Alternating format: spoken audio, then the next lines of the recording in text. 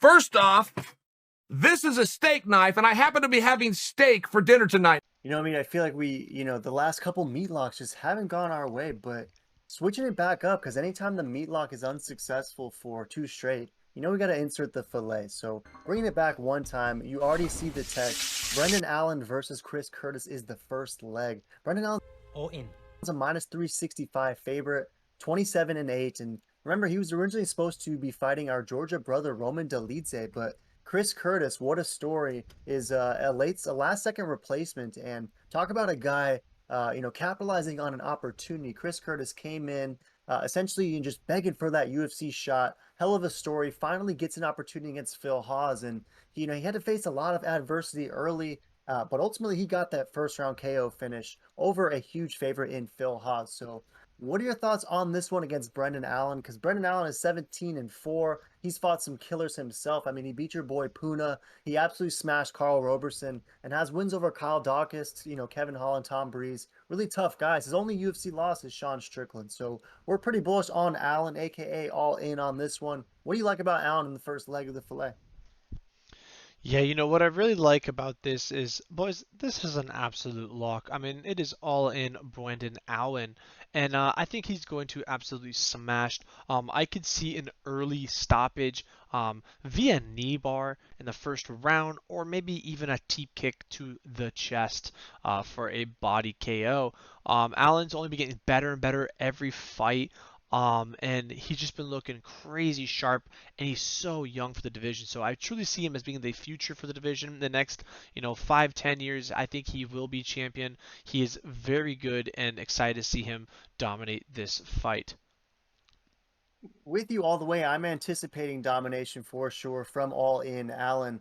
If we are looking at Chris Curtis, though, like, is there any pathway to victory for Chris Curtis beyond just the YOLO meat bomb? Because, he does have a lot of experience, but Brandon Allen is just on a different level and just way more well-rounded in all aspects. Is that how you'd characterize it? Yeah, I think he's just the all-around better fighter from the ground to the stand-up. He's had the tougher competition, and I think with his skill in the UFC and how long he's been in there fighting some of the best, it's really going to shine in that fight this weekend versus opponent who, he just kind of got to the UFC, which is a whole other level of fighters.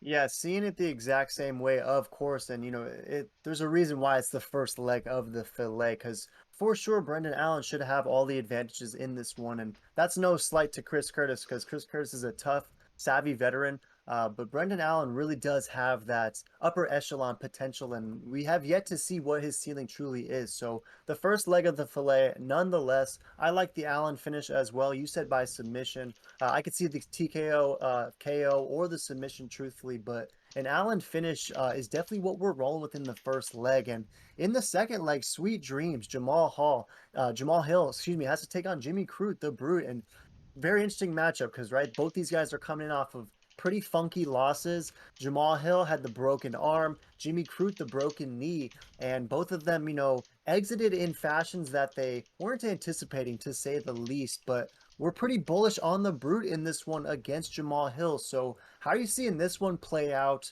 What are your thoughts on both these guys recovering from such strange injuries? And overall, how do you think Crute gets this done? Yeah, so it's very interesting because, yeah, they're both coming off basically same injury but different body part. One has a broken leg, one has a broken arm.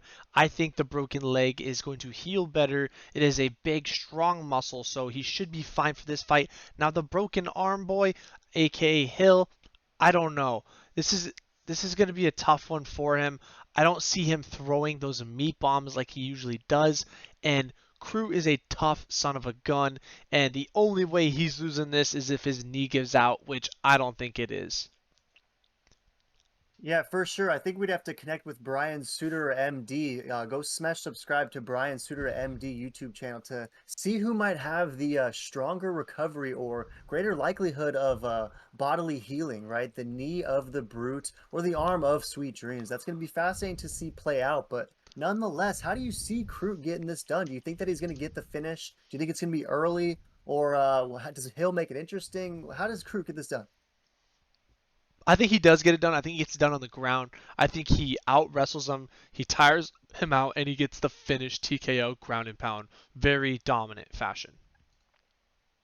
Yeah, I'm kind of seeing it that same way. Barring any, strange, knee complications, I think that Jimmy the Brute Crute is gonna have those strength advantages over Jamal Hill. And as long as he can, survive those meat bombs, which I tend to think he will, if this thing gets to the mat, I see Jimmy Crute having a supreme advantage down there and likely sort of doing to him what Paul Craig did to him, kind of in different fashion, right? Because we know Paul Craig is immediately hunting for that thing, but Jimmy Crute's a guy who will brutalize you en route to that submission. So I see him putting on a statement performance in this one. It's the second leg of the fillet, nonetheless, and we're going to be throwing down 324. It's going to net 294.76, and it's near pick'em value for this two-leg fillet. So any last thoughts on this fillet meat? This should be a good one.